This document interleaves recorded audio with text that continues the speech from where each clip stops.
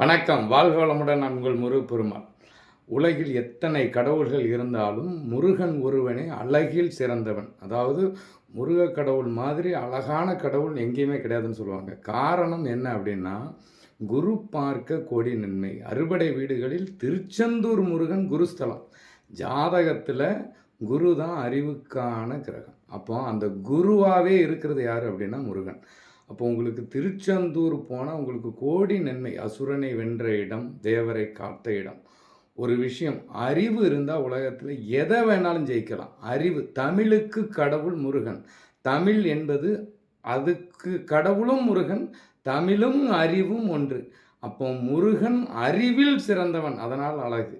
இந்த உலகத்தில் எப்பேற்பட்ட எந்த மனிதராக இருந்தாலும் அறிவோடு இருக்கிற பெருமக்கள் அழகாய் நமக்கு தென்படுவர். அதேபோல் உலகில் தலை சிறந்த கடவுள், அழகான கடவுள் முருகன்னா அவர் அறிவில் சிறந்தவர். அந்த அறிவால் வாழ்வில் வரக்கூடிய அத்தனை துன்பங்களையும் பிரச்சனைகளையும் தீர்க்க இயலும் என்பதற்கே உதாரணம்.